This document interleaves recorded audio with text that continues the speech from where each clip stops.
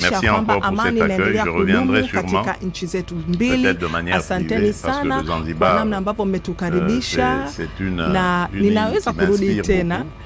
Pengine labda kwa ajili ya safari ya kibinafsi zaidi nije nifurahie zaidi kisiwa cha Zanzibar. Najisikia vizuri, pametulia, nasikia amani. Kwa hiyo kutokana na hayo, mabibi na mabwana, asanteni sana kwa namna ambavyo mmetukaribisha vizuri, na baada ya chakula ambacho tutakuwa nacho nitarudi Kinshasa.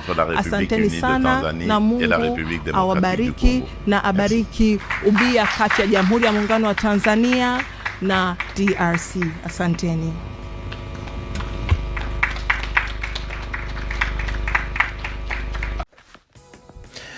Ni mu gihe intambara yo mu burasirazuba bwa Repubulika Iharanira Demokarasi ya Kongo ikomeje gushakirwa ibisubizo mu nzira za diplomasi, Perezida Felix Antoine Tshisekedi Chilombo yerekeje muri Tanzania mu ruzinduko rw'iminsi 2. Ni urugendo rwahuriranye n'ibiganiro bya guverinoma ya Kinshasa na FCM23 mu Busuwisi, ndetse n'amakuru ataremezwa yavugaga ko bamwe mu batavuga rumwe n'ubutegetsi bwa Repubulika Iharanira Demokarasi ya Kongo nabo ko bashobora kuba berekeje aho muri Tanzania. Tshisekedi nkibutsa ko yageze i Zanzibar kuri uyu wa mbere tariki ya 17 Kanama 2026, ni ku butumire bwa Perezida wa Tanzania Samia Suluhu Hassan. Ku wa kabiri tariki ya 18 Kanama yakiriwe mu ngoro y'umukuru w'igihugu i Zanzibar, aho abakuru b'ibihugu byombi bagiranye ibiganiro byibanze ku mubano wa Kinshasa na Dodoma. Perezida Samia Suluhu Hassan akaba yatangaje ko baganiriye ku buryo bwo kurushaho guhuza ibihugu byombi binyuze mu kubaka ibikorwa remezo, koroshya ubucuruzi, gukuraho inzitizi zitari ngombwa, kunoza serivisi zitangirwa ku mipaka, ndetse no kongerera uruhare rw'abikorera mu mishinga y'iterambere. Tanzania yagaragaje ko ifite amahirwe menshi mu buhinzi, ubworozi n'uburobyi, maze itumira Repubulika Iharanira Demokarasi ya Kongo kubyaza umusaruro mu rwego rwo kongera ubucuruzi hagati y'ibihugu byombi. Abakuru b'ibihugu byombi kandi bemeranyije guteza imbere ubufatanye mu bucukuzi bw'amabuye y'agaciro, kuyongerera agaciro, kuyashakira amasoko, ndetse no guhererekanya ubumenyi n'ubunararibonye. Tshisekedi akaba yashimangiye ko Afrika ikwiriye kuva mu buryo bwo kohereza hanze umutungo kamere utaratunganywa. Yavuze ko ibihugu by'umugabane ngo bimaze kurambirwa gufatwa nk'abantu, aho ibyo bihugu nyine bifatwa ngo nk'ahantu hagomba gucukurwa amabuye y'agaciro gusa akajyanwa gutunganyirizwa ahandi, ari naho agaciro kayo ndetse n'inyungu nyinshi bisigara. Yagaragaje ko gutunganyiriza amabuye y'agaciro n'umusaruro w'ubuhinzi ku mugabane wa Afrika ngo byafasha kurema imirimo, kubaka uruhererekane rw'agaciro, ndetse no kuzamura imibereho y'urubyiruko. Icyakora cyo yemeye ko ibyo bisaba imihanda, ibyambu, ibiraro ndetse n'ingufu zihagije, maze asaba ko hakubakwa ingomero z'amashanyarazi akomoka ku mirasire y'izuba. Perezida kandi wa DRC yanavuze ko hari ubufatanye na Leta Zunze Ubumwe za Amerika, Ubushinwa n'Uburayi ngo bushobora gufasha Afrika mu gushyira mu bikorwa uwo murongo, ariko umutungo ngo ukarushaho gutunganyirizwa ku mugabane aho kugira ngo ukomeze koherezwa ku mugabane w'Uburayi. Ni mu byerekeye umutungo ndetse n'ibyerekeye amabuye y'agaciro, Perezida Felix Antoine Tshisekedi Chilombo akaba yongeye gusezeranya Samia Suluhu Hassan ko bazakomeza gufatanya mu gushyiraho ibikorwa remezo byafasha ibihugu byombi mu gutunganyiriza imbere mu gihugu uwo mutungo kamere.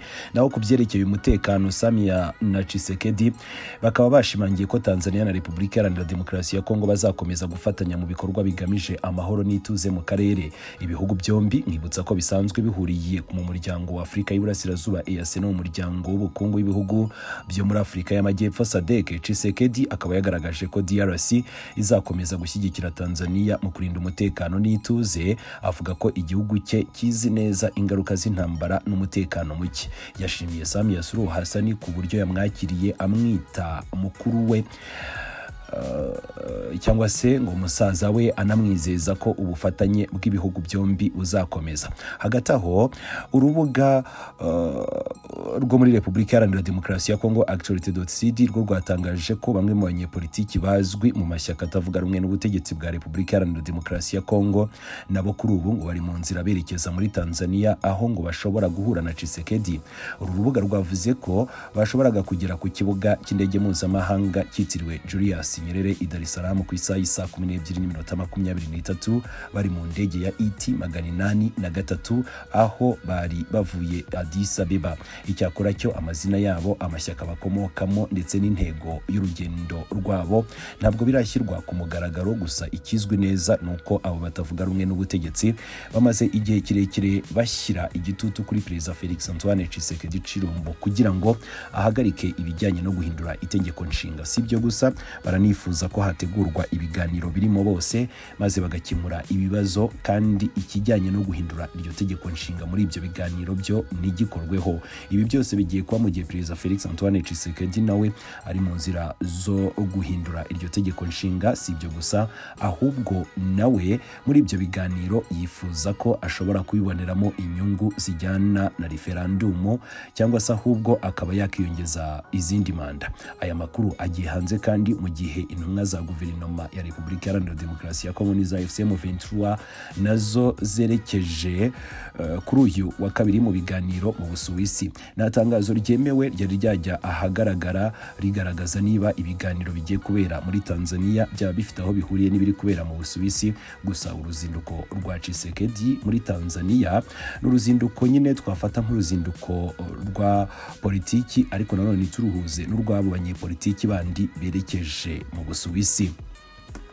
Mbere yo kuva muri Tanzania, Tshisekedi yavuze ko Zanzibar ngo yamushimishije kandi ko ashobora kuzagaruka mu buryo bwihariye kuko ngari ahantu hamuha ituze, ibiruhuko byiza ndetse n'imibereho myiza.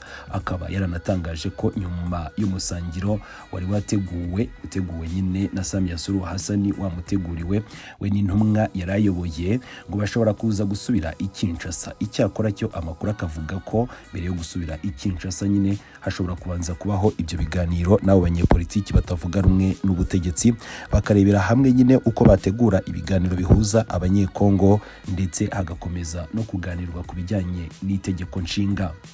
Ngibutsa ko mbere y'uru ruzinduko rwa Perezida Felix Antoine Tshisekedi Tshilombo amakuru menshi yabanje kujya hanze yo yemezaga ko Perezida Felix Antoine Tshisekedi Tshilombo ko yaba yifuza kuri mugenzi we Samia Suluhu Hassan ibintu bibiri by'ingenzi. Icya mbere ni ukumufasha gukumira umutwe wa M23 kuri ubu ngubu nawo ukomeje intambara ndetse kuri ubu uranerekeza mu bice bya za Karemi, aho Tshisekedi yifuzaga ko Samia yamwoherereza ingabo zamufasha gukumira uwo mutwe wa M23 n'uzageraho muri Karemi. Andi makuru akavuga ko Tshisekedi Tshilombo yanifuzaga ko uyu Samia Suluhu Hassan yamufasha kongera kumuhuza na Joseph Kabila. Icyakora cyo nkuko twabitangaje mbere, turongera dushimangira ayo makuru bijyanye nuko na n'isaha n'ayandi makuru mashya yari yaza. Ntabwo ngo Joseph Kabila yakozwaga ibyo kongera guhura na Tshisekedi Tshilombo, ndetse na Samia Suluhu Hassan akavuga ko ingabo ze zitakongera gusubira muri Repubulika Iharanira Demokarasi ya Kongo mu ntambara yo kurwanira uruhande runaka, batoherejwe noneho n'umuryango mpuzamahanga cyangwa se umuryango w'ubukungu bahuriyemo na Repubulika Iharanira Demokarasi ya Kongo. Ibyavugwaga mbere byagaragazaga ko nta mahirwe ahari kuri Tshisekedi yo kuba yagera ku byifuzo bye. Ariko kandi tugana ku musozo, uruzinduko rw'iminsi 2 rwa Tshisekedi muri Tanzania rwasize impande zombi zishyize imbere ibikorwa remezo, ubucuruzi, ingufu, ubuhinzi, uburobyi, ubworozi, amabuye y'agaciro n'umutekano wa karere. Ariko amakuru y'abatavuga rumwe n'ubutegetsi bavugwa muri Tanzania n'ibiganiro byo mu Busuwisi yagumye kuba andi makuru akurikiranwa. Kugeza ubu nta makuru arambuye turabona nyine kuri ibyo biganiro bishobora kuberayo n'abatavuga rumwe n'ubutegetsi, cyangwa se amakuru arambuye ku biganiro byatangirijwe mu Busuwisi. Turakomeza gukurikirana vuba cyane, turongera kuba updatinga mu buryo burambuye.